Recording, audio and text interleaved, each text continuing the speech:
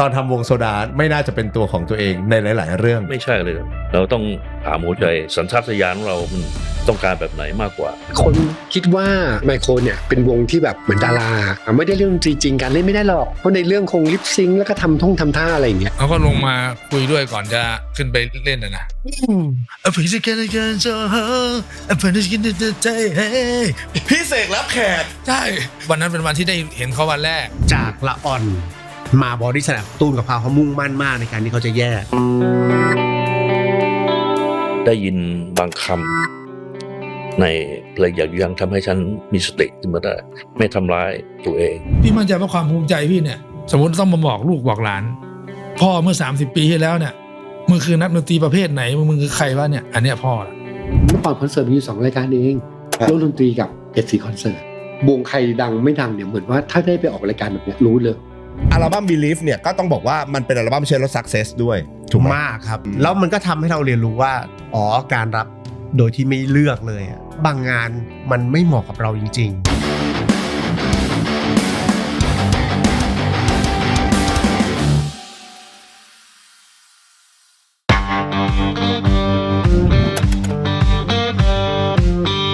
ดิโอลานโปรเจกต์อะครับพี่โอมันเริ่มเกิดเป็นแนวคิดเกิดไอเดียตั้งแต่ตอนไหนตั้งแต่เมื่อไหร่ครับพี่โอคือมันเริ่มจากตอนผมอยู่ออกจากแหลมมอริสันมาครับแล้วก็พยายามที่จะทำงานของตัวเองแต่มีช่วงหนึ่งไปชวนน้องๆเพื่อนๆซึ่งต่อมาเป็นวงโซดาครับครับเพื่อนๆพวกวงโซดาเขาบอกว่าเฮ้ยอย่าเพิ่งไปทำวงมาเล่นมาช่วยโซดาก่อนเขาอยู่สึกจะอยู่แกรมมี่จะเข้าแกรมมี่รุ่นแรกๆเลยครับครับสมัยนั้นแกรมมี่ยังอยู่ที่ตึกเรียกว่าอาคารวานิชนะครับยังเช่าอยู่ยังเช่าที่ทำการอยู่แล้วก็เล่นมาเล่นโซดาได้อยู่ประมาณสัก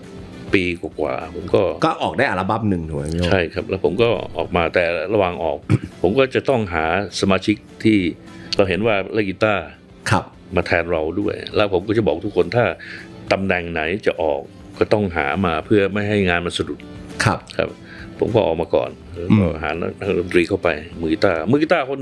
คนต่อจากผมเขาก็อยู่อเมริกาเขาก็ต้องหาคนใหม่มาแทนอะไรอย่างเงี้ยหลังจากนั้นอันนี้คือสำหรับวงโซดาถูกไหมครับใช่ครับโซดาก็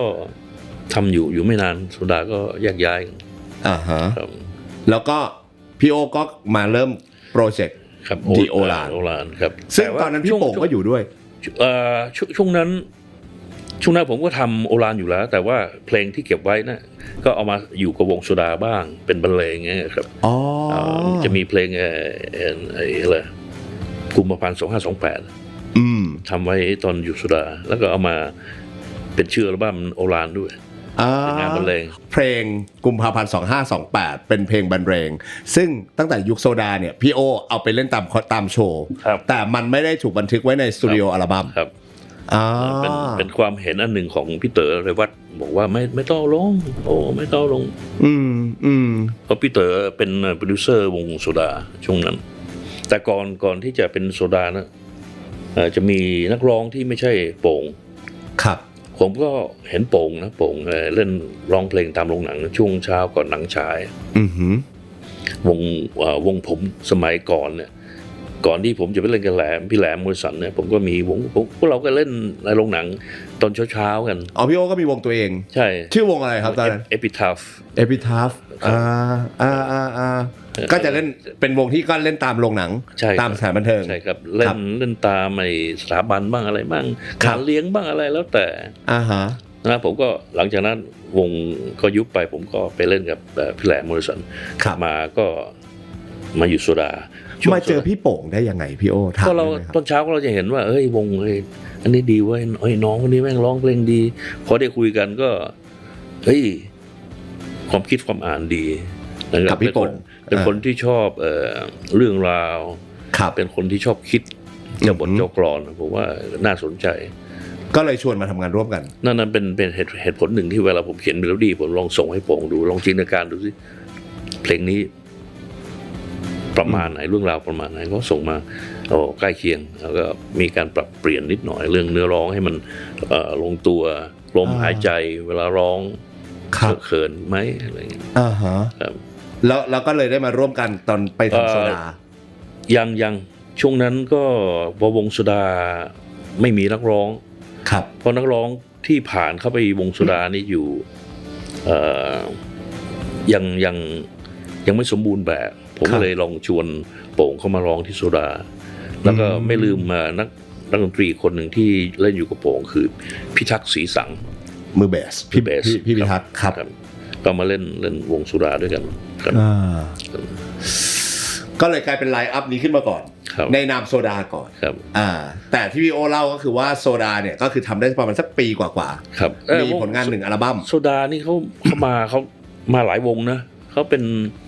สมัยก่อนเขาเล่นพวกSouthern Rock เล่นอะไรเงี้ยนะครับไปเล่นตามงานต่างๆตามมหาลัยอะไรต่างๆเนี่ย ฮะ แต่พอจะทำเทปเนี่ยมันจะทำแบบนั้นไม่ได้ เพราะว่าวงการเพลงเขาไม่รู้ว่าพวกเธอเล่นอะไรกันทุกอย่างต้องเล่นเพลงไทยจะต้องเป็นวัยหวาน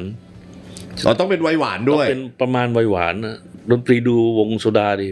เพลงอะไรอ่ะ มีเพลงอะไร มันก็ดีอยู่ดีมากอยู่ เราไม่ได้พูดตรงแต่เราคิดอีกแบบหนึ่งแล้วไงช่วงนั้นน่ะเราก็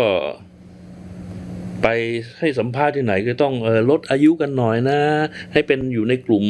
วัยหวานอะไรเงี้ยเอาใจวัยรุ่นยุคนั้นอย่างเงี้ยเหรอครับพี่โอมันจำเป็นขนาดนั้นเลยแต่งตัวก็ต้องไปหาเสื้อผ้าที่มีสปอนเซอร์เราไม่สามารถที่จะแต่งตัวเองที่เราชอบได้ต้องเอาเสื้อผ้าจากร้านนี้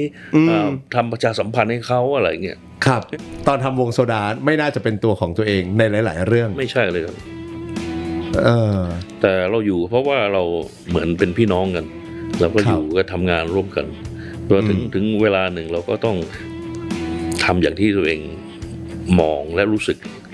นะเราต้องถามหัวใจสัญชาตญาณของเรามันต้องการแบบไหนมากกว่าจนกลายมาถึงการเริ่มต้นกับดิโอลานครับโอลานก็ต้องใช้ชื่อตัวเองเพราะว่าอะไรผมว่ามันถ้ามันมีอะไรผิดพลาดเราอย่างที่บอกทุกคนน่ะเรารับผิดชอบได้ตอนนั้นพี่โอกังวลถึงอะไรครับที่มันจะผิดพลาดก็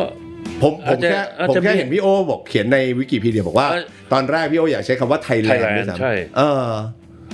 จริงๆเรามองลึกเลยว่าถ้าเกิดเราเป็นคนหามเราเป็นคนหามแล้วทำอะไรผิดพลาดอย่างเช่นไปจีบสาวแล้วโดยที่แบบโอ้ทำให้เป็นตัวอย่างที่ไม่ดีอะไรเงี้ยสมมติไปทำอะไรที่มันเสียชื่อเสียงประเทศไทยแล้วเราใช้ชื่อนั้นอ่ะไม่ใช้ดีกว่าเลย Thailand Band ไม่เอาดิวลานโปรเจกต์เลยไม่ใช่ดีกว่าเลยใช้ชื่อนี้ขึ้นมาแล้วสมาชิกล่ะครับการรวบรวมหรือการเรียกหรือการชวนมาชวนคนที่ใกล้ตัวที่สุดคือโป่งแล้วก็พิทักษ์หลังจากที่ทางโซดาเขายุบวงก็ชวนเขามาอยู่แล้วก็ได้มือกลองชื่อกลุ่มกริ่งชนินกลุ่มกริ่งครับไม่ใช่กลุ่มกิ่งนะกลุ่มกริ่งต้องมีรอพวกกล้ากลุ่มกริ่งครับกลุ่มต้องคุยกับพ่อเขาบอกว่าใช้ชื่อกลุ่มกริ่งครับแล้วก็มาจากวงมาจากเพื่อนๆของโป่งกับทักอะไรเงี้ยนะเขารู้จักกันมาเล่นแล้วผมก็ชวนแตงโมเล่นเปียโนด้วยซึ่งพี่แตงโมก็ร้องในอัลบั้มแรกด้วยป่ะครับเพลงเดียวเล่นเปียโนแล้วแทนความห่วงใยใช่ครับก็จะมีสมาชิกในยุคแรกของ The Olan Project เนี่ย5ท่านพี่โอพี่โป่งพี่ทักพี่แตงโมพี่ดนตรี4ชิ้น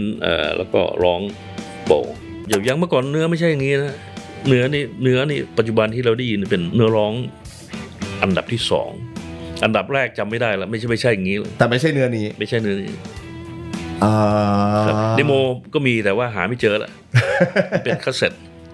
ไม่เจอเอามาให้โป่งฟังเคยให้โป่งฟังโป่งยังหัวเราะเลยบอกแปลกดีแต่โดยเนื้อหาคอนเซ็ปต์ก็จะแบบเดียวกันนี่แหละใกล้กันพี่โอเคยได้ยิน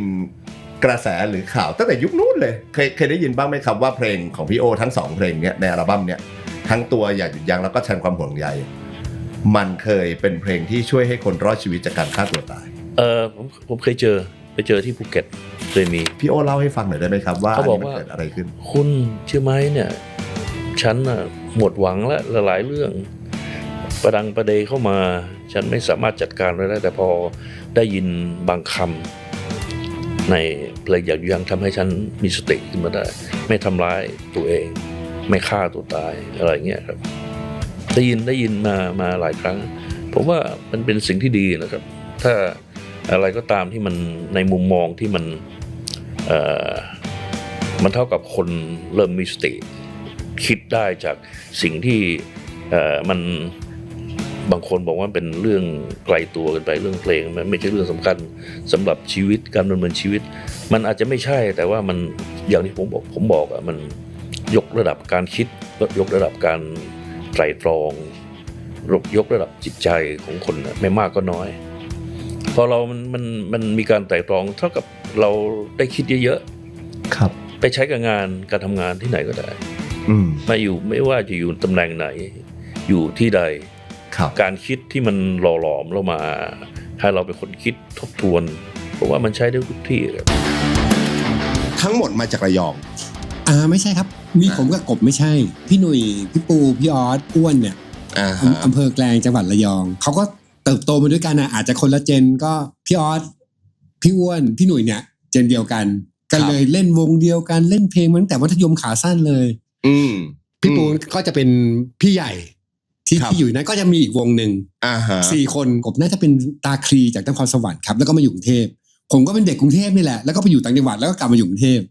2 คนเท่านั้นที่ไม่ใช่ระยองครับแล้วจุดเริ่มต้นของไมโครมันเริ่มยังไงพี่ปูเนี่ยมาเปิดร้านซอยผมชื่อปูดีไซน์ที่กรุงเทพที่ซอยวัฒนวงศ์ประตูน้ำซอยผมแบบว่าสมัยใหม่เลยแบบว่าเป็นชื่อปูดีไซน์ครับเปิดห้องซ้อมด้วยห้องซ้อมแล้วก็คือเหมือนที่นั่นก็เป็นศูนย์รวมดนตรีนะเขาวงไมโครกำเนิดที่นั่นแล้วทั้ง5ท่านมาเจอกันได้ยังไงก่อน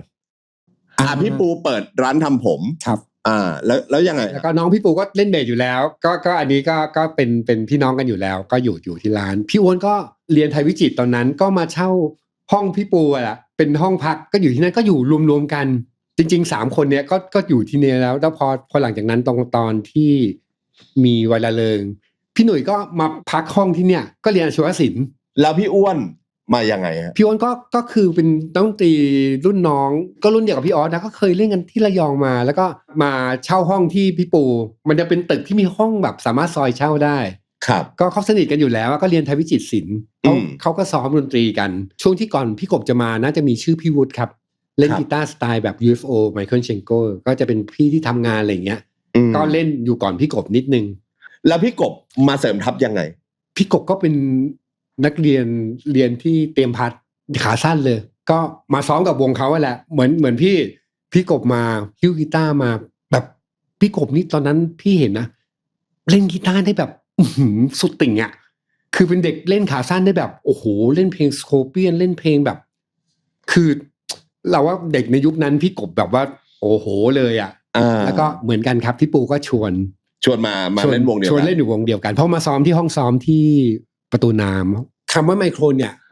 ถูกตั้งโดยพี่จีสุนทรจุสิฉันโรเจนสไปซ์พี่จีใช่ครับเหมือนตอนนั้นอ่ะมันมีเรื่องฮาๆอันนึงเหมือนแกมีชื่อให้มาเลือกว่าจะใช้ชื่อนิวเคลียร์หรือไมโครดีตอนนั้นก่อนที่จะมาตั้งเป็นไมโครเป็นชื่อไมโคร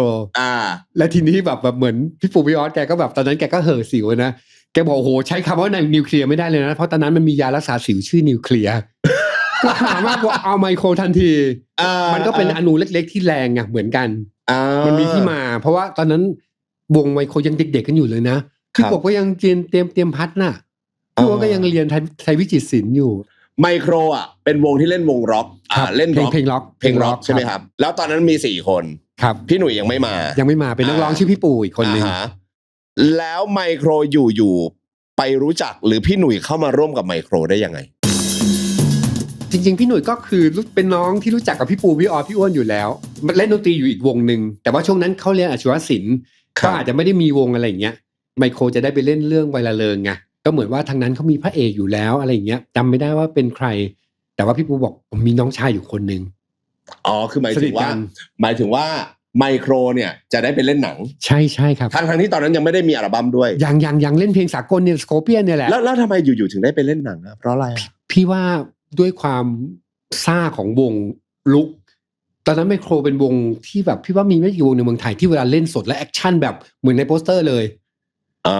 แต่งตัวกันจัดมากพี่ปู่ก็แบบเหมือนนักร้องสโคเปียนเลยแสดงว่าเฟี้ยวกันตั้งแต่ก่อนที่จะมีอัลบั้มอยากจะให้เห็นรูปมากตอนนั้นแต่งตัวกันแบบสมัยก่อนมิวสิกวิดีโอไม่ค่อยได้ดูใช่ไหม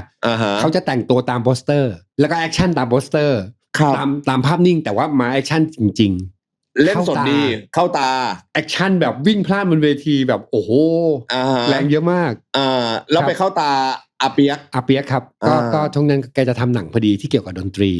ก็คือไวลาเริงนี่แหละครับก็เลยชวนไมโครไปใช่ซึ่งนั่นหมายถึงว่าพอจะเล่นหนังปุ๊บเนี่ยทางพี่ปูก็เลยชวนพี่หนุ่ยมาใช่บอกว่าผมมีน้องคนนึงมาดูมาแคสติ้งไหมอะไรอย่างเงี้ยก็เหมือนว่าก็ตามพี่หนุ่ยมาแล้วก็มาก็ได้เลยก็มาเล่นทางอาเปียกแฮปปี้เลยคือเป็นวงดนตรีในหนังเรื่องไวลาเริงโดยใช้ชื่อวงว่าไมโครครับซึ่งวงดนตรีอันนี้จริงมีอยู่แล้วอย่างที่พี่บอกพอหลังจากนั้นตอนที่ไมโครยังไม่ได้ออกไปทัวร์ไปเล่นอะไรเนี่ยก็คิดว่ามันน่าจะเป็นวงเหมือนเมคขึ้นมาเพื่อจะแสดงหนังอะไรอย่างเงี้ยแต่พอหลังจากนั้นเขาไปเล่นสดกันนะครับก็คนก็อึ้งว่าอุ้ยเล่นอย่างนี้เลยเหรอโดยมีพี่หนุ่ยเป็นนักร้องนำแล้วแล้วพี่ปูที่เป็นใครนะพี่ปูแกก็เฟดไปครับเพราะว่าแกเป็นคนที่ร้องเพลงเก่งมากแต่พี่ปูก็ได้เล่นในไวลาเริงนิดๆหน่อยๆนะแบบว่าเป็นตัวอะไรสักอย่างในหนังพี่บอยเนี่ยมาเป็นคนสุดท้ายเลยตัวพี่บอยทำอะไรอยู่ตอนนั้นอะไรพี่เรียนไทยวิจิตรศิลป์น่าจะอยู่ปี2ครับแล้วก็พอดีเพื่อนที่เป็นนักร้องนำชื่อนิดเขาก็มาเล่นวงอีกวงหนึ่งที่อยู่ในกรุงเทพแถววงมักกะสันชื่อวงไอ้ไต๋ไอ้ไต๋คือมือกีตาร์เขาก็มาซ้อมอยู่ที่นี่แล้วก็สนิทกับพี่ปูสนิทกับพวกวงไมโครเนี่ยพี่ก็มาซ้อมดนตรีปกติแหละ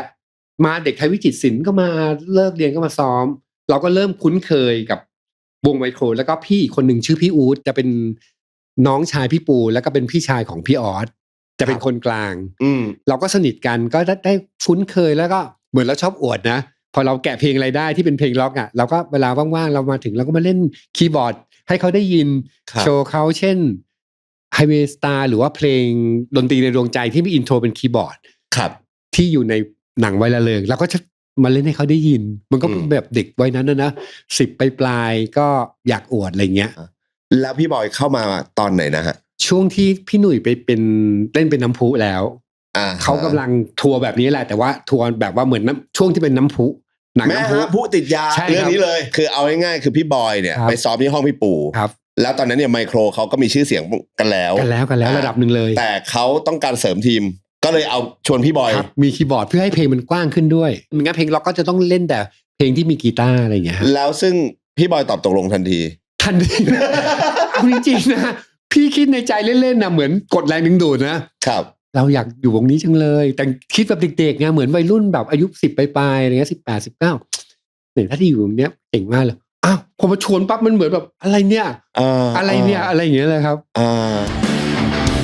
ตอนอัลบั้มแรกพอวันที่เริ่มปล่อยออกไปกระแสตอนนั้นเป็นยังไงจริงๆนะไมโครนี่เหมือนมันเงียบไปเลยนะหลายเดือนมากจริงเหรอจริงครับไม่มามันก็ยังไม่ดังอะไรเลยนะมันก็แค่แบบอะไรนะมันก็ค่อยๆมาแล้วก็อยู่ดีก็มาเพลงรักบนปอนก็เริ่มดังเพลงรักบนปอนนี่ดังมากเลยในอัลบั้มแรกนะตอนแรกคนก็คิดว่าพี่หนุ่ยร้องนะจนได้มาเห็นแล้ว MV ก็อ้าวเป็นพี่กบร้องแต่เรารู้อยู่แล้วเพราะเราแต่คนอื่นเนี่ยคิดว่าเป็นเพลงพี่หนุ่ยตอนแรกผมก็คิดว่าเป็นพี่หนุ่ยใช่ครับผมเพิ่งมารู้จน MV ออกมาเหมือนตั้งรับไม่ทันเลยนะ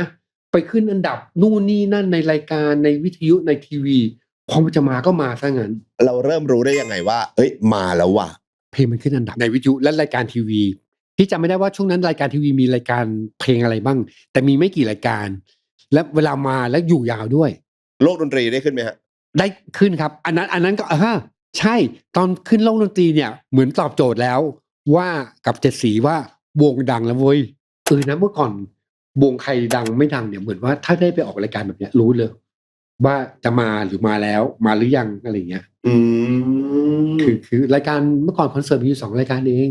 โลกดนตรีกับเจ็ดสีคอนเสิร์ตที่เป็นไลฟ์สดเลยนะก่อนที่จะบุพเพสันนิวาสมาเจอกันเนี่ยพี่ทำวงกับเพื่อนหลังจากที่ตกงานที่ จันทบุรีนะครับ หมายถึงว่าก่อนหน้านี้พี่ใหญ่เล่นอยู่จันทบุรี ใช่แล้ว เล่นดนตรีนี่แหละ เล่นดนตรีปกติ ฮะแล้วพี่ก็กลับไปทำวงกับเพื่อนที่อุบล ครับ ก็ไปจากจันทบุรีเนี่ยแล้วก็เหมือนแบบ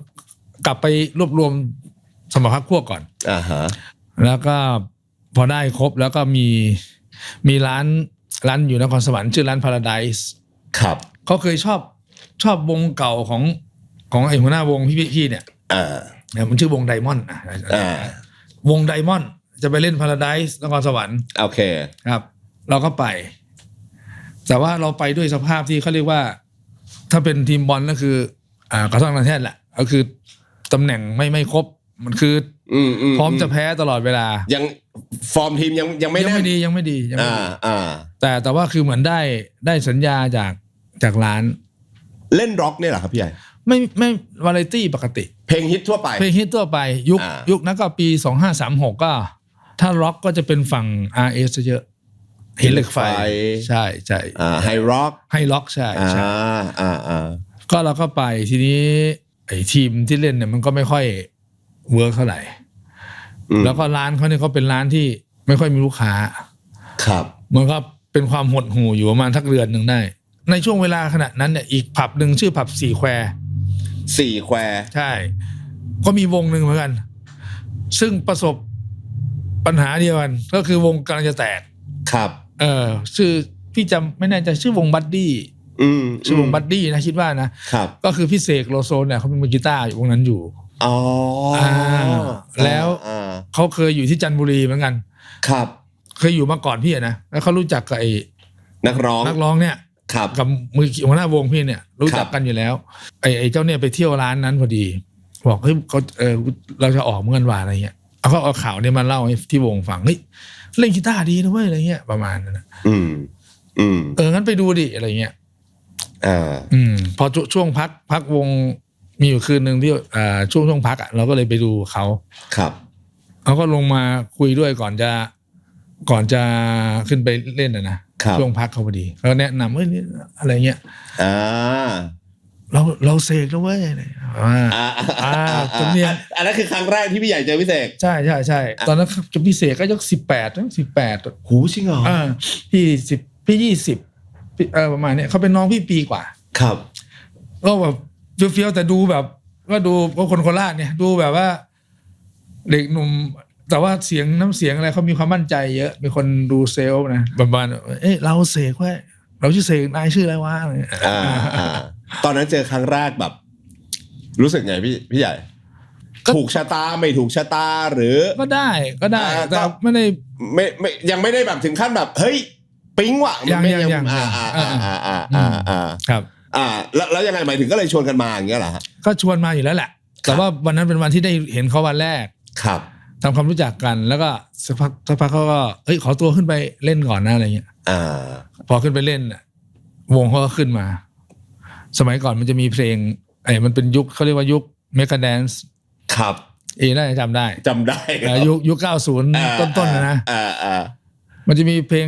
ลงแดนซ์ซึ่งเป็นจังหวะแบบเหมือนถ้าเป็นภาษาไทยก็เป็นจังหวะลำวง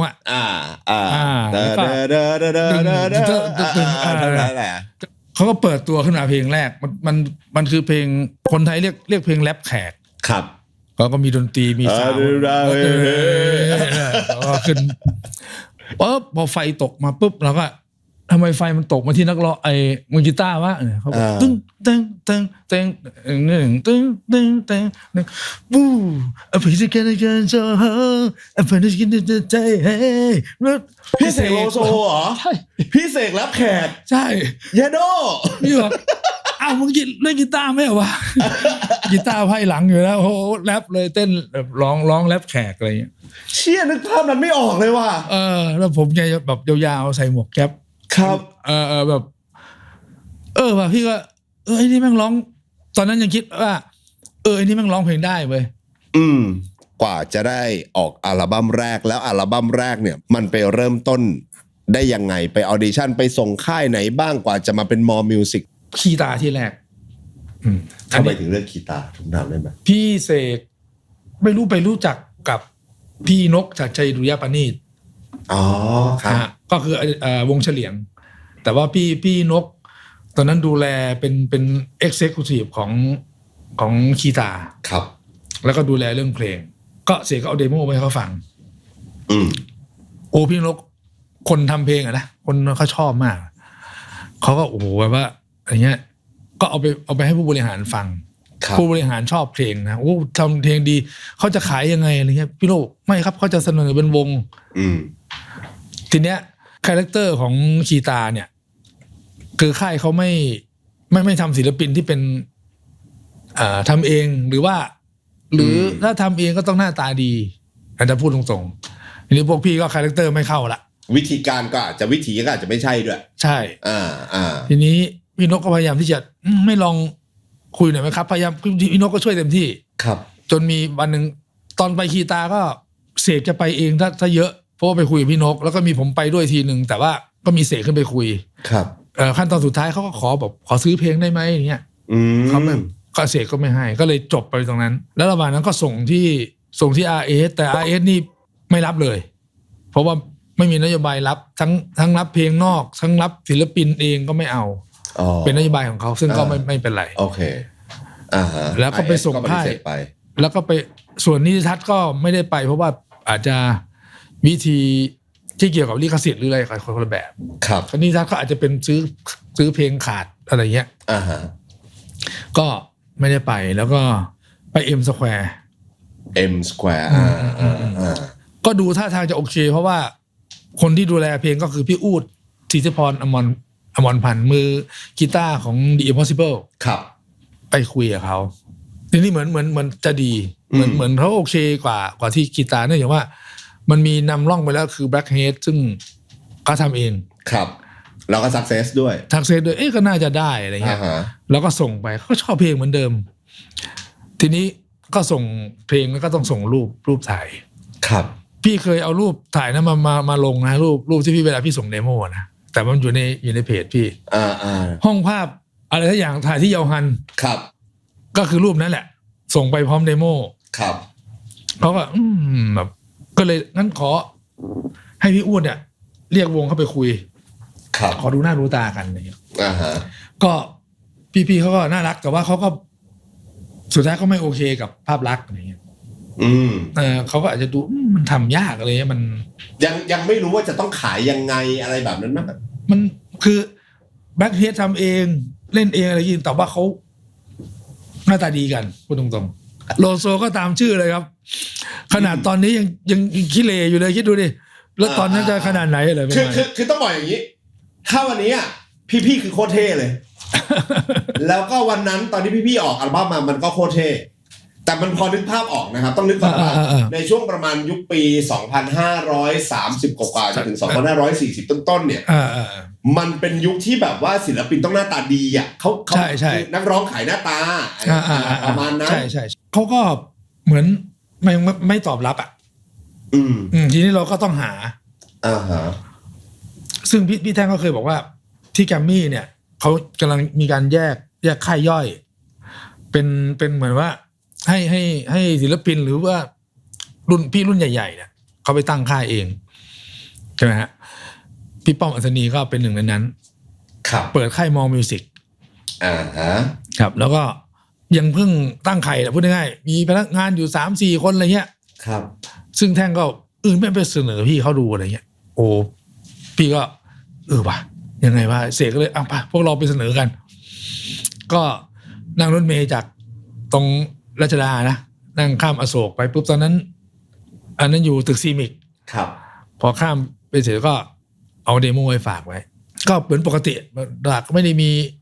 ด้แบบว่ามีคอนเนคชั่นอะไรมากมีแค่ขอส่งเดโมยามก็งงๆแล้วก็มีคนออกมารับรับส่งเดโมแล้วครับก็รับเดโมไปพอเสร็จจากนั้นเพื่อตอนค่ำตอนเย็นพี่ก็นั่งรถไปสุพรรณบุรีไปหาเพื่อนไปเกษตรนี่แหละครับก็ไปหาเพื่อนแล้วก็ไปเพื่อนเล่นดนตรีกลางคืนอยู่ก็เที่ยวอะไรเสร็จแล้วก็ตื่นมาอีกวันหนึ่งก็มีโทรศัพท์เข้ามา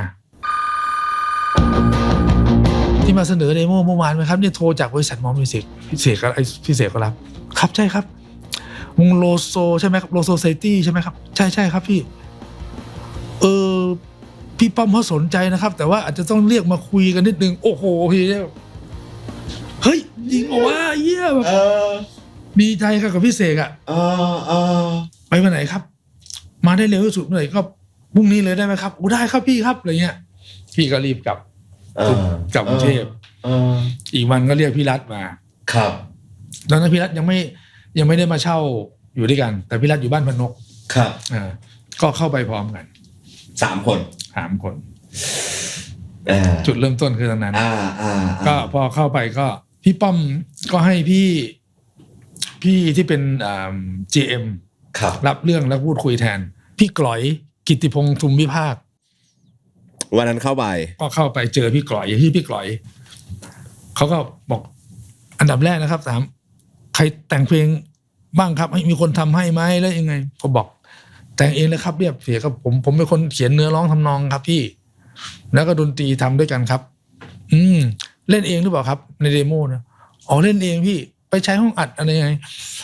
ไม่ครับพี่เล่นเองเล่นพร้อมกันเลยครับเอาเหรอเล่นพร้อมกันยังไงเนี่ยเล่นไปด้วยกันพร้อมกันเลยครับเอาแล้วร้องล่ะเสกเขาก็ร้องไปด้วยเลยครับโอ้จริงเหรอโอเคแล้วเล่นดนตรีอะไรมานานเล่นอาชีพก็ครับเล่นอาชีพมาตลอดนั่นโอเคผมมีอันนึงพี่ป้อมเขาฝากมาว่าบริษัทเราเนี่ยเป็นบริษัท GMM นี่เป็นบริษัทมหาชนเข้าตลาดหลักทรัพย์อะไรเงี้ยก็เป็นบริษัทใหญ่แล้วก็มันจะมีกฎที่ต้องเพื่อให้ศีลธรรมอันดีโน่นนี่นั่นเนื้อเพลงคุณมันมีอยู่ 2-3 จุดนะครับของในเพลงผมถ้าขอเปลี่ยนได้ไหมหรือตัดออกเปลี่ยนเป็นทำใหม่อะไรเงี้ยมีคำว่าเงินปากผีมีคำว่าโลงเห็นโลงศพเห็นอะไรคือแบบเนี้ยคำพวกนี้อาจจะใช้แล้วก็มีคำว่าภาษาอังกฤษ I wanna อยู่เพลงนี้เอาจริงไหมครับโอ้พี่อยากเปลี่ยนได้เลยครับ พวกผมเปลี่ยนได้ทุกอย่างครับ คือก็อธิบายว่าที่พวกผมทำเนี่ยเพื่อให้เห็นภาพว่ามันเป็นแนวดนตรีที่มันจะสื่อความดิบไปตรงนั้นแต่ว่าเราเปลี่ยนได้ครับพี่เปลี่ยนได้เลยครับสุภาพขึ้นมาเลย โอ้ถ้างั้นก็โอเคงั้นเดี๋ยวผมจะติดต่อกลับไปแล้วก็น่าจะไม่มีปัญหานะครับเดี๋ยวผมจะนำเรียนที่ป้อมแล้วน่าจะอาจจะถึงนัดวันเซ็นสัญญาเลยโอ้โหดีใจจริงป่ะใช่แสดงว่าคือพี่ป้อมเอาเลยบอกเคาะมาตั้งแต่ตอนนั้นแล้วเคาะแล้วแต่ขอแค่แบบว่าขอปรับคำบางคำมาคุยมาเป็นยังไงรู้เรื่องไหมดีเทลต่างๆนานาบอกบางทีมันผมคิดว่านะพี่ป้อมเคยบอกมันฟังมันฟังดีแต่ว่ามันโนเนมหมดพวกมึงมาอย่างไงถ้าบอกว่าไอ้นี่เป็นลูกศิษย์คนนั้นคนนี้เรายังแบบใช่อันนี้ไม่รู้จักโหมึงหลอกบอกว่ามึงให้ใครคนทำให้แบบไม่มีที่มาที่ไปเลยแต่แสดงว่าวันนั้นคือ say yes เลยใช่หูออกมาพี่ก็ดีใจกันแบบโอ้โหว่ะเฮียเขาก็รอเดี๋ยวเขาจะนัดวันเซ็นสัญญาทีนี้พอก่อนจะเซ็นสัญญาเนี่ยสมมติว่ามันคืออีกอาทิตย์หน้าแล้วก็มันมีอยู่วันหนึ่งเขาบอกพี่ป้อมเขาขอนัดพวกคุณน่ะไปที่ห้องไอ้ที่คุณว่าเนี่ยที่คุณทำเดโมกันเนี่ยบูมมิวสิกบูมมิวสิกบูมก็เราจะมิวสิกปั้นอะไรไปเนี่ยเจ้าของคือพี่ปั้นเจ้าของคือไอ้ปั้นและห้องมิวสิกบูมครับโอเคก็นัดไปที่นั่นเพราะว่าพี่ป้อมอยากให้ที่วงเนี่ยเล่นเพลงอัลบั้มเนี่ยที่เล่นเหมือนที่คุณบอกว่าคุณอัดเดโมเนี่ยเล่นให้ฟังทั้ง11เพลงเลยเอาเล่นยังไงครับเนี่ยเดี๋ยวพี่ป้อมเขาจะไปดูแล้วก็ไอ้เหี้ยเอาได้พี่ก็โอเคนะพี่เสกคัดได้แล้วพี่รัฐบอกโอ้ยไอ้เหี้ยกูแม่งเก่งว่าใหญ่พี่เล่นไปเลยอะไรเงี้ยนัดวันกันครับแล้วไอ้เราก็นึกว่าแบบจะให้เราเล่นในห้องเนี้ยแล้วพี่ป้อมอยู่ห้องคอนโทรลดูฟังเราเนี่ยเปิดออกลำโพงไปฟังในห้องคอนโทรลไม่ใช่เว้ยพี่ป้อมคือยืนกลางห้องเลยยืนอยู่เนี่ยเสกพี่ตีกลองตรงนี้วิระเล่นเบสตรงนั้นพี่เสกร้องเพลงตรงนี้พี่ป้อมอยู่ตรงนี้อยู่ตรงกลางห้องเลยพวกคุณเล่นเลยนะผมก็นับขึ้นเพลงคุณเธอเขาเล่นไปเลยเล่นจนจบอะเล่นแล้วพี่ป้อมก็เดินดูอะเสกก็ร้องพี่ป้อมมองเสกร้องดูเอฟเฟกต์ดูกีตาร์พี่เสกเล่นยังไงเล่นไปด้วยปุ๊บแล้วก็เดินมาดูพี่ครับตีกลองก้มแบบคือดูเลยอะ แล้วคุณคิดดูแล้วต้องแข็งแกร่งมากนะแต่ว่าผมก็ต้องเอาแล้วตอนนั้นอ่ะอัศนีโชติกุลมายืนดูคุณนะคุณคิดดูแล้วเดินไม่ใช่ดูอย่างเดียวนะคือเดินเข้าไปสังเกตใช่แล้วเราไม่ต้องเล่นดนตรีหรอกเราเจอคนเราธรรมดาเนี่ยหรือโคตรสั่นแล้วหรือเป็นนักดนตรีเนี่ยคุณเจอพี่ป้อมตอนนั้นนะคุณจะเป็นยังไงอะแบบโหบารมีเข้ามาตลอดด้วยใช่แล้วบารมีแบบโอ้แต่ก็สู้กูต้องเอาอะไรเงี้ยเพราะเราเล่นเพลงเราอยู่แล้วไม่ใช่ว่าเราเก่งอะไรหรอกเชื่อเราเล่นเราทำเป็นเราให้เขาเห็นซัดไป11 เพลงเพลงเต็มอัลบั้มเลยออกมาก็แฮปปี้ก็นั่งกินข้าวป้อมก็เลี้ยงข้าวเนี่ยแล้วก็แล้วก็นัดวันเซ็นสัญญากันเซ็นสัญญาเสร็จแล้วก็นัดเข้าห้องอัดผมอยากรู้นิดนึงเมื่อกี้บอกพอเสร็จแล้วออกมาแล้วกินข้าวใช่ไหมผมเชื่อว่ามันจะมีประโยชน์ที่พี่ป้อมน่าจะมีการคอมเมนต์ใช่แกบอกว่าอะไรบ้างวันนั้นถามดีเลยแกก็ถามสมมติในส่วนของผมนะเขาถามทำไมตีกับเมทานอมได้เลยผมพี่บอกกับผมก็เพราะเราต้องใช้ซีเควนเซอร์ครับพี่ต้องมีเปิดเครื่องอยู่แล้วนะสมัยก่อนเครื่องที่เพลงยก90 80 90มันมีต้องใช้เปิดต้องมี TikTok ในหูก็เลยตีได้ตีตรงได้เขาก็โอ้ตีตรงมากนะจังหวะแม่นมากแกก็ชมแล้วก็บอกว่าน้ำหนักดีมากเลยอะไรเงี้ยแล้วก็เขาก็ถามประสบการณ์แล้วเขาถามอันนึงแล้วเล่นแบบไบฮาร์ดหมายความว่าแกะจำเอาหรือว่าเนี่ยหรือเนี่ยพี่บอกผมเล่นโน้ตครับพี่เล่นทฤษฎีได้อะไรเงี้ยเป็นในอาชีพมาเลยเล่นโอ้อ่านออกเขียนได้เจ๋งเลยว่ะอะไรเงี้ยผมก็เป็นแบบนั้นผมก็อยู่บัตเตอร์ไฟมาเรียนโน่นนี่ผมเป็นลูกศิษย์พวกอาจารย์ดนูพี่จิรพันธ์นางสวรรค์ใช่ผมเป็นลูกศิษย์พี่ดนูมาแล้วก็เป็นลูกศิษย์พี่เต๋อเรวัตครับโหเราได้ยินคุณเจ๋งมากเลยแบบคุณดีมากเลยซึ่งไอ้ตรงนี้แหละที่มันทำให้พี่ต่อมาเนี่ยในเวลาพี่ได้ร่วมงานกับพี่ป้อมในเบื้องหลังในนู่นนี่นั่นคุยภาษาเดียวกันเพราะว่ามันต้องรู้ถ้าคุยให้ป้อมต้องรู้ทฤษฎีแกก็คุยกับพี่เสกนั่นแหละแบบไปหัดแต่งเพลงยังไงเลยคุณพี่ป้อมก็พูดมาว่านี่คุณก็อีกวิธีของแกมมี่เลยนะไม่มีผมว่าดีมันจะได้แบบแกมมี่จะได้มีแบบนี้อะไรเงี้ยปกติแกมมี่เขาต้องมีคนแต่งให้ภาษาก็อยู่ตรงนี้แหละพี่ดีพี่นิ่มพี่โอมพี่อะไรก็ว่าไปครับแต่ว่า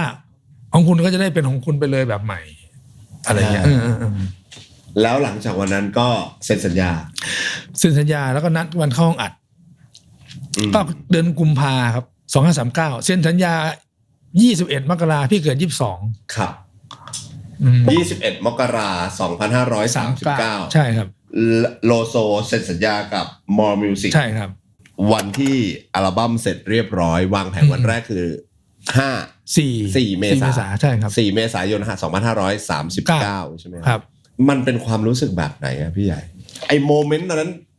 มันได้คุยอะไรกันแบบเท่ๆเหมือนตามหนังร็อกสตาร์ที่มันควรจะคุยไหมพี่ หรือมันก็แค่แบบกูสำเร็จแล้วเว้ยหรือมันเป็นแบบไหนพี่มันก็คงสะสมมาเรื่อยๆแล้วล่ะตั้งแต่ได้เซ็นสัญญาตั้งแต่ได้เข้าห้องอัดครั้งแรกได้โน่นนี่นั่นอ่ะจนมันก่อนจะถึงวันที่วางแผนนะมันก็มีแต่ทุกอย่างเป็นอันแรกทั้งสิ้นไงเซ็นสัญญาครั้งแรกก็ต้องดีใจแค่ไหนล่ะได้เข้าห้องอัดครั้งแรกได้อัดเสียงครั้งแรกได้ทุกอย่างคือแบบก็ต้องมีพี่ก็ต้องโทรไปหาตอนนั้นมันไม่มีโทรศัพท์ไม่รู้โทรไปหาพ่อหรือเปล่าที่สถานีตำรวจอะไรเงี้ยครับบอกพ่อเขาได้ออกเทปไปเด้อพ่อยังงงออกเทปอะไรยังไงอะไรเงี้ยแล้วก็ถ้ามีนั่งคุยกันกับพิเศษอะไรเงี้ยแล้วก็บอกอะไรอย่างมึงคุยกับ2 คนตอนนั้นเนี่ยเพราะว่าจะชอบคุยกับ2 คนว่าเสกมันจะชอบบอกว่าอย่ามึงเชื่อไหมแม่งกูว่าแม่งได้กูว่ามันต้องได้ว่ะเพราะว่าเราก็เล่นเพลงเล่นตีเลยกันมานานอ่ะกูว่าแม่งเพลงเราไม่ต้องได้ต้องชนะนะต้องได้ออกอ่ะเราสำเร็จแล้วอะไรเงี้ยก็โอเคเนี่ยมันก็ไม่รู้จะอธิบายไงมันดีใจทั้งสิ้นอ่ะเพราะมันก็คือเป้าหมายที่แบบที่แบบแม้กระทั่งพี่ใหญ่เองยังบอกเองด้วยซ้ำว่าก็ไม่ได้เคยจะคิดว่ามันจะเพราะว่าพี่เสกมาเล่นให้ฟังพี่ก็ยังแบบอะไรใช่ แล้วมันก็เป็นขึ้นมาได้แบบอะไรเงี้ยก็ย้อนกลับไปถึงวันแรกๆที่เจอกันไหวเหี้ยแค่กี่ปีอะ36 37 38 3 ปีเอง แต่มันผ่านสตอรี่เรื่องราวโคตรเยอะเลยนะพี่ใช่3 ปีต่อมาจากไอคนที่ร้องแรปแขกอยู่บนเวทีเนี่ยไอ้เหี้ยกูมาออกเทปกับมึงเฉยเลยเงี้ยแบบว่าคนที่ร้องรับแขกไอ้คนหนึ่งแม่งวางมือก็วางไม้กองร้องเพลงขอคืนใช่แบบแล้วก็มาออกเทปซึ่งโอเคมันก็สำเร็จนั่นแหละแต่ว่าณตอนนั้นพี่ไม่คิดอะไรแล้วแบบถ้าเกิดว่าคนไม่ชอบมันไม่ดังก็ไม่ได้คิดว่านะไม่ได้แต่ว่าพี่มั่นใจว่าความภูมิใจพี่เนี่ยต่อให้สมมติว่ามันไม่ได้เป็นสำเร็จเหมือนทุกวันนี้นะแต่เอามาพูดถึงทุกวันนี้พี่ว่าอัลบั้มพี่ก็เท่นะต่อให้ได้ออกอันนั้นอันเดียวแล้วมันไม่ดังหรือว่าพี่ต้องเลิกไปเนี่ยเพราะว่ามันก็ไม่มีสิ่งไหนเลยที่พี่ต้องสงสัยสมมติต้องมาบอกลูกบอกหลานเนี่ยอัลบั้มเนี่ยพ่อคิดเองหมดเลยนะพ่อเล่นเองหมดแล้วก็อัดเสียงด้วยระบบอนาล็อกนะหมายถึงว่าต้องเล่นได้จริงๆไม่มีการอัดแปลงแก้ไขครับแล้วก็มาจากมันสมองว่าอย่างเดียวเลยมาจากความคิดว่ามันถูกผิดไม่รู้แต่ว่าถ้าใครอยากรู้ว่าพ่อเมื่อ30 ปีที่แล้วเนี่ยมึงคือนักดนตรีประเภทไหนมึงคือใครวะเนี่ยอันเนี้ยพ่อละน่ะคนชอบโคตรมันจริงๆมันแค่นี้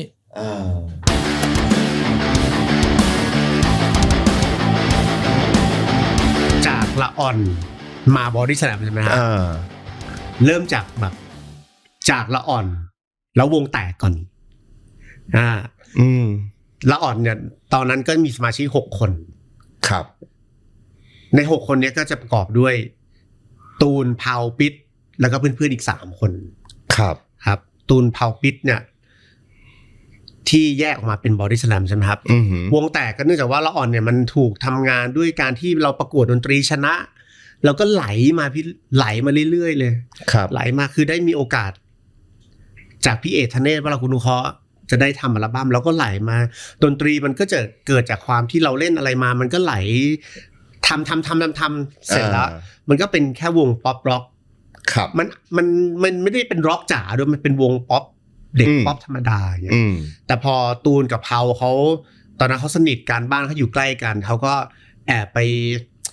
ภาษาเล่นๆแอบไปกบฏแอบไปแบบเป็นคณะปฏิวัติอะไรสักอย่างคือแบบแอบไปคิดว่าเฮ้ยถึงเวลาแล้วที่แบบเราอยากจะตกผลึกทำงานเพลงของตัวเองจริงๆเป็นแนวของตัวจริงๆเขาก็เลยไปแบบซุ่มทำงานกันไปแล้วก็สุดท้ายก็มาบอกกับเพื่อนๆที่เหลือว่าขอแยกวงใช่ซึ่งเป็นการบอกแบบอยู่ดีก็บอกซึ่งการขอแยกคือเฉพาะพี่ตูนกับพี่เผาบรรยากาศมันเป็นแบบนี้พี่สมมตินี่คือห้องนั่งเล่นของมิวสิกบัคพี่เอกธเนศเขาก็ทุกคนเดี๋ยววันนี้มาประชุมกันหน่อยไม่ได้ประชุมกันนานแล้วอย่างเงี้ยผมก็ไปด้วยความแบบก็ประชุมก็คือเล่นๆสนุกสมาชิกก็นั่งกันไอ้ตูนกับเผาก็นั่งตรงนู้นที่เหลือก็นั่งนี่ไงพี่อย่างนี้ไม่เป็นไร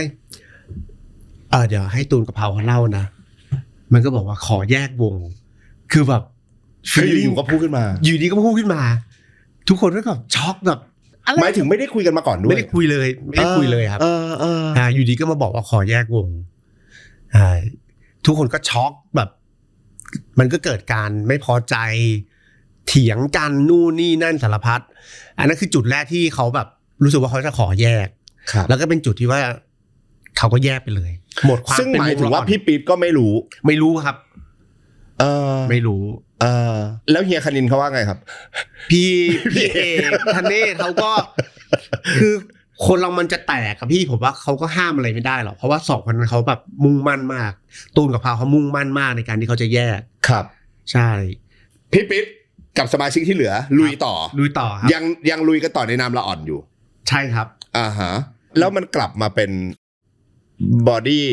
สแลมได้ยังไงแล้วก็สุดท้ายละอ่อนอัลบั้ม2ก็ไม่สำเร็จใช่ไหมครับตอนนั้นผมก็คือแบบไม่หวังที่จะออกอัลบั้มใดๆละเทพนิยายปะเทพนิยายในสนอใช่ไหมครับใช่ก็คือเหมือนเป็นชื่อเดียวกับละครใช่ตอนนั้นผมความหวังของผมในการออกอัลบั้มไม่มีแล้วแต่ว่าจุดหมายในชีวิตของผมก็คือผมจะต้องเป็นนักดนตรีให้ได้ ในระหว่างทางนั้นน่ะไอ้2คนนั้นน่ะคือตูนกับเผาเขาก็ซุ่มทำเดโมอยู่แล้วระยะของเวลามันก็ทำให้ความโกรธหายไปเผอิญเนี่ยมีวันหนึ่งผมเล่นอยู่ที่ RCA เล่นเสร็จก็มากระดกเบียร์กันหน้าร้านแล้วก็มีเหตุการณ์นึงคือผมกำลังกระดกเบียร์อยู่แล้วมีคนเดินมาเตะเข้าหลังผมอะเตะอย่างแรงเลยเอาแล้วมึงโดนกูแน่เลยหันไปเป็นไอ้ตูนไหนปิ๊กแบบคือหันไปเป็นไอ้ตูนกับเผาอ่ะได้ที่แล้วด้วยแฟดเลยพี่แม่งตูนมันเป็นคนเตะหลังผมแล้วก็เฮ้ยมึงยังเล่นดนตรีอยู่เหรอนู่นนี่นั่นก็เลยกลายเป็นว่าเป็นจุดแรกที่ไม่ได้เจอกันนานครับแล้วก็เป็นจุดแรกที่ความโกรธมันหายไปละก็เจอกันเหมือนเจอเพื่อนนี่ก็เลยโอเคยังเล่นดนตรีอยู่นะแลกเบอร์ติดต่อไปคือหายนี่คือหายไปกันเลยอ่ะตอนหายอ่ะเลิกคบอะครับใช่คือฟีลลิ่งแบบมันขาดจากกันไปแล้วพี่ขาดเลยอ่ะนานไหมครับพี่ปิ๊ดนานเป็นปีหลายปีเลยครับหลายปีด้วยเหรอหลายปีเลยหลายปีเลยคือตอนนั้นตูนเผาคือแบบไม่ได้อยู่ในโหมดของผมแล้วอะใช่แต่ไปเจอกันเนี่ยก็โดนเตะแล้วก็สุดท้ายก็รับรู้กันผมยังเล่นดนตรีอยู่นะหลังจากนั้นไม่กี่วันเนี่ยเขาก็ติดต่อมาว่าช่วยไปอัดเบสให้เขาหน่อยตอนนั้นที่ทำเพลงที่มาให้พี่ปิ๊ดทำเบสอัดเบสกับอัดกลองฮะอันนั้นคือเพลงในบอดี้ปะไม่ใช่เลยครับมันเป็นเพลงที่แบบมันเป็นเพลงที่โคตรดีพี่และยังไม่เคยเอามาใช้มันไม่เคยเอามาใช้เพราะว่าตอนนั้นยุคนั้น2คนนั้นนะเขาลึกมากเพลงที่เขาทำอ่ะมีความยาวอย่างน้อยเพลงละ6-7 นาทีแต่แม่งน่าจะลึกจริงอ่ะถ้างั้นแต่สำหรับผมมันโคตรดีอ่ะดีแบบมันเป็นเพลงที่แบบเพลงฝรั่งมากอ่ะครับเพลงฝรั่งแบบดีสุดๆเลยอ่ะแล้วก็เลยกลายมาเป็นตูนปิ๊ดเผาโดยปริยายใช่ครับแล้วเข้าไปเขาเรียกอะไรนะเดินทางต่อมิวสิกบัคเพราะว่าเรายังมีสัญญาอยู่ครับเข้าไปเดินทางต่อมิวสิกบัคในระหว่างนั้นตูนเขาก็จะเป็นคนที่ประสานงานเรื่องให้พี่ออฟมาเป็นโปรดิวเซอร์เป็นคนแต่งเพลงครับส่วนผมก็มีหน้าที่ก็ขึ้นโครงขึ้นอะไรไปในส่วนที่แบบยังเป็นเดโมของเขาอยู่แต่พอเขาได้พี่ออฟมาเป็นโปรดิวเซอร์ปั๊บสิ่งที่ผมทำมันก็ถูกย้ายละเป็นพี่ออฟทำละพี่ออฟเป็นโปรดิวเซอร์ขึ้นเพลงขึ้นอะไรมาเราก็รอมีหน้าที่ไปอัดเบสแล้วก็เข้าไปอาร์เรนจ์บ้างบางเพลงที่เขาเรียกครับใช่แล้วก็เลยมารวมกันเป็นบอดี้สแลมใช่ครับซึ่งตอนแรกมี3คนครับตูนปิ๊ดเผาตอนแรกๆยังไม่มีชื่อวงเลยพี่ตอนแรกก็เขาก็จะเอาชื่อวงตูนปิ๊ดเผาเนี่ยแหละดีแล้วครับ แล้วก็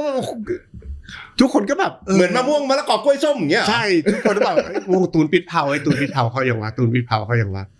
แล้วตูนเนี่ยมันก็มาเล่าให้ฟังว่าเฮ้ยตกลงกูว่าเราจะใช้ชื่อวง Body Slam นะผมแบบเชตเตอร์คืออะไรวะคือแบบชื่อแม่ง Body Slam คืออะไรวะไม่รู้จริงแต่พี่ตูนเป็นคนคิดขึ้นมาใช่แล้วมันก็อธิบายกูเนี่ยชอบดูมวยปั้มแล้วกูก็รู้สึกว่าท่า Body Slam เนี่ยมันมีความหมายอะไรบางอย่างคือ Body แปลว่าร่างกายตัวSlam แปลว่าทุ่มพวกเราจะทุ่มสุดตัวกันด้วยเยเดอเฮ้ยว่ะเขาท่าเปลี่ยนเยอะเหมือนกันเพราะว่าพอเราได้สมาชิกมาใหม่ที่เป็นยอดฝีมือเลยตอนนั้นพี่ยอดเก่งยิ่งพี่ชัดโหแบบคนบ้าเลยว่าตีกอล์ฟปักกิ้งแบบไม่เคยเจอมันก็เลยมีการทำเดโมจากการที่แบบมาแจมกันใช่เพราะจากตอนแรกๆ Body Slam 2 อัลบั้มแรกครับพี่เราไม่ได้ทำเดโมจากการแจมกันแบบเกือบจะเลยใช้คำว่าเลยแต่พอมาเป็น Believe เนี่ยมันเกิดจากว่ามันควรจะต้องมีเดโมจากการแจม พื่อที่ดึงเอาฝีมือไอ้ปักกิ้งเนี่ยออกมาให้ได้ แล้วก็ไอ้ลูกลายๆของพี่ยอดออกมาให้ได้ แล้วของพี่อ่ะหมายถึงเบสของพี่ปิ๊ดอ่ะมัน ของผม มัน เนี่ย ต้อง develop หรือมันต้อง ใช่คือผมจะต้องทำยังไงก็ได้เพื่อให้ไม่ไปกวนไอ้ปักกิ้งของพี่ชัดแล้วก็ให้มันประคองลูกเยอะๆของพี่ยอดคือนึกภาพพี่ถ้า believe เนี่ยถ้าเกิดแบบผมเป็นคนที่แบบสลับปั๊บแล้วไปเจอไอ้กลอง แบบนั้น นะผมว่ามันจะยิ่งแบบ ตีกัน นัวกันไปหมดเลยผมว่าต้องปรับตัวว่าเฮ้ยเราเล่นยังไงให้มันเยอะแต่น้อยแต่เยอะประคองไปเรื่อยๆแล้วก็เริ่มมีการมาแจมกันเพื่อสร้างเพลงเพลงที่แจมกันแล้วสร้างขึ้นมามีสนุกหลายเพลงเลยพี่มีเพลง ดูได้ไหม คนที่ถูกรักอันนี้โคตรมันเลยอะคนที่ถูกรักความเชื่อนี่แบบเพลงเปลี่ยนชีวิตผมเลยนะความเชื่อพูดแล้วยังขนลุกอยู่เลยตอนทำแล้วก็มันยังไงอย่าเพิ่งแวะก่อนคนลุกคือยังไงพี่เล่าให้ฟังหน่อยดิคือตอนเพลงคนที่ถูกรักเนี่ยทำที่ซอยรามคำแหง22มันเขาเรียกซอยมหาดไทยหรือเปล่าผมจำไม่ได้ห้องซ้อมพี่เก๋เป็นช่วงที่ผมแบบเกียร์เนิร์ดเพราะว่าเราซื้อเหมือนแบบอุปกรณ์บันทึกเสียงมาเป็น Multitac ครับแล้วมันสามารถยกไปที่ไหนก็ได้ผมก็ยกไปปึ้งต่อลายอุปกรณ์แล้วก็แบบซัดกันเลยทีละลายทำกันทีละท่อนตูนมีคอร์ดกีตาร์โปร่งมาครับแล้วเราก็อัดกันอัดกันประกอบร่างไปเรื่อยๆเวอร์ชันนี้ไม่ดีอัดใหม่จนได้เป็นเวอร์ชันที่คล้ายๆกับที่เราฟังกันในมาสเตอร์แต่ว่าฮุกมันจะไม่ใช่ฮุกเร็วมันจะไม่ใช่อย่าเป็นคนที่ถูกตึกเปาะตึกมันไม่ใช่ฮุกแบบนี้มันจะเป็นฮุกแบบอีโมสุดๆเลยก็อย่าเป็นคนที่ถูกตึงเปาะตึงใช่แล้วเราก็แบบชอบฮุกนี้มากชอบความเป็นอีโมแบบนี้มากเอาไปส่งพี่ออฟไม่ผ่าน ทำไมไม่ผ่านเพราะว่าพี่ออฟบอกว่ามันเป็นเพลงที่ดีมากที่ควรจะมีฮุกที่สนุกแล้วเราก็แบบไม่คือต่อต้านกับตรงนี้แบบพักนึงเลยตูนก็แบบไม่ได้พี่เพลงนี้มันเป็นเพลงที่แบบผมเล่นแล้วแบบฮุกมันต้องดิ่งอยากเป็นคนที่ถูกตึงโตไม่ได้ครับเราเอาชนะพี่ออฟไม่ได้ครับ ก็เลยถูกปรับไปแต่ขอบคุณพี่ออฟครับผมเพราะมันกลายเป็นเพลงเร็วที่ดีมากๆแล้วมันทำให้มันไอ้ฮุกนั่นแหละที่ทำให้มันติดหูใช่ครับแล้วมันก็กลายเป็นเพลงมหาชนจนถึงณวันนี้ครับแต่ว่ากว่าเราจะปั้มกันเสร็จในวันนั้นนะโหโคตรมันเลยพี่มันแบบมันมากคือทุกคนแบบสนุกกับการทำเดโมนั้นมันคือแจมเซสชั่นเลยป่ะใช่ครับแจมสดทุกอย่างเลยครับสดเลยแล้วก็อัดไว้จากไอ้เครื่องบันทึกเสียงของผมนี่แหละแต่คืออัลบั้ม Believe เนี่ยก็ต้องบอกว่ามันเป็นอัลบั้มเชิญรถ Success ด้วยถูกมากครับมากมันรู้สึกอะไรได้ถึงความ Success ที่ชัดเจนมากๆสำหรับพี่ปิ๊ดในความเป็น Body Slam อัลบั้ม Believe ถ้าชัดเจนในรูปแบบที่ณยุคนั้นเขาเห็นเป็นภาพก็คือการขึ้นอันดับ1คลื่นวิทยุตอนนั้นเรายังมีวิทยุครับเกือบทุกชาร์ตนะครับขึ้นอันดับ1แล้วก็ขึ้นหลายเพลงพอขึ้นอันดับ1ของขึ้นวิทยุเนี่ยมันก็ส่งผลให้เกิดงานอีเวนต์เยอะถูกสัมภาษณ์เยอะครับงานจ้างก็เยอะเป็นครั้งแรกในชีวิตที่เล่นงานจ้างแบบเล่นแบบไม่รู้งานอะไรก็ไม่รู้ตื่นมากูก็ไปเล่นอ่ะคือแบบให้ไปเล่นอะไรก็เล่นหมดอ่ะคือนับได้เป็นรายวันทุกวันคือถ้าเกิดเราจะไปเล่นงานอะไรเราควรจะรู้ใช่ไหมครับว่าวันนี้เราจะไปเล่นงานนี้นะช่วงนั้นนะเป็นช่วงที่แบบรู้ว่ามีงานอ่ะแต่ตื่นมาอาบน้ำแล้วรอรถตู้มารับแล้วก็หลับต่อแล้วก็ไปถึงงานแล้วก็อ้าวนี่มันงานฝังลูกนิมิตนี่หว่า มีด้วยเหรอมีพี่แสดงว่าในช่วงแรกอ่ะที่แบบปล่อยมาปุ๊บอัลบั้ม Believe คือช่วงนั้นคือรับงานทุกประเภทใช่ครับไม่เกี่ยงเลยครับดีไหมครับดีสิครับผม ดีครับมันเป็นช่วงที่แบบ ช่วงขึ้นของเราอ่ะ เราก็รับหมดอ่ะแล้วมันก็ทำให้เราเรียนรู้ว่าอ๋อการรับโดยที่ไม่เลือกเลยอ่ะมันทำให้เกิดอะไรแบบนี้ได้นะเช่นสุขภาพหรือว่าบางงานที่มันไม่เหมาะกับเราจริงๆใช่อย่างเช่นเล่นหน้าเมนอะไรอย่างเงี้ยใช่มีด้วยมีแต่มันไม่ใช่งานศพนะครับมันเป็นงานรื่นเริงของวัดอะแต่เขาไปจัดหน้าเมนอะไรอย่างเงี้ยใช่กะเป็นสโมกข้างหลังว่างั้นเถอะ พี่เล่นอยู่อ่ะเฮ้ยอะไรปีนหลังคาเมนวะเนนปีนอยู่จริงเหรอเนนปีนดูบนแรมอยู่บนหลังคาเมนโคตรหลอนพี่เคยฟังหนังผีป่ะที่แบบแล้วเราก็เห็นเงาดำๆตะคุ่มปีนหลังคาเนนปีนดูแสดงว่าบอดี้สแลมนี่ก็เล่นมาหมดทุกรูปแบบแล้วเหมือนกันนะเล่นมาหมดนะครับ